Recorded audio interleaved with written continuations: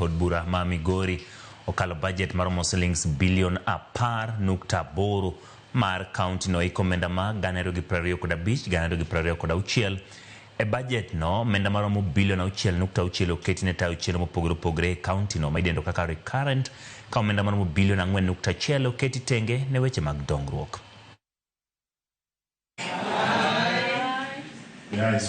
E bajet ni mar Kaunti ma Migori mari komenda mar 2,205 nyaka 2,206 bajet maromo bilion 10.8 omenda maromo bilion 6.6 oketi ne tayo chenro mopogore opogore mag Kaunti ma idendo kaka recurrent, ka omenda maromo bilion 4.1 oketenge ne wechego mag dongruok. E bajet no gin gik machalo kaka skunde mag nyithindo ma iluongo ni ECD, wamiyo barabara, ahinya barabara wamiyo pesa mang'eny bilion 1.2 nikech koth ne ochwe kendo no ywero yore, koro oket pesa mang'eny midhi loso barabara to gi thieth, yor thieth e Migori Kaunti koting'o miyo keto gik moko e osiptende manyoger ma pod onge gik moko koting'o nyaka pesa ming'iewo godo yien. Ka ipimo kod hik omenda mar 2,204 nyaka 2,205 mane oketo omenda maromo bilion 3.4 nitiere medruok kuom omenda ma oket ne dongruok e hik omenda ni, ka omenda ma itayogo chenro mopogore opogore mag piny owacho odok piny e hik omenda ni nyaka bilion 6.6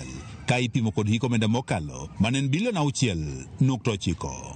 Migawo mar thieth moyudo omenda makore lach omenda maromo bilion 2.3 ka ilwe kod migawo no mar apaya kod mano mar jotich kata public service management mamoro kamoro oyudo omenda maromo bilion 1.2. The roads have gotten the lion's share. The amount allocated to roads have gone up because most of our roads have been affected by the rains that has been ongoing in the country. Od bura ma Migori oyudo omenda maromo milion 957 ka migawo no mar omenda oket omenda maromo milion 656.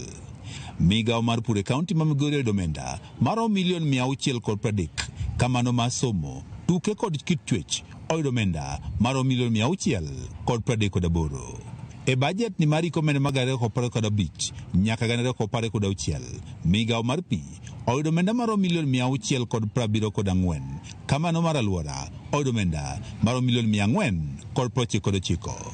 Migawo malo oyudo omenda matin e bajet ni omenda maromo milion 177. E bajet ni mano puo kod moko MCAs ka achiel kod spika modwano Christopher Osana ne owacho ni ober nikech omulo sectors ma yande jopiny dwaro, ka bende nitiere omenda mar dongruok ma oket ne wards ka ward chenrogo mag dongruok ma idendo kaka community projects. Nyocha ne wasuomo paro ka waluorore e ward kendo wapenjo jopiny gik ma gidwaro. Pesa mar community omiwa to tune of 700 million.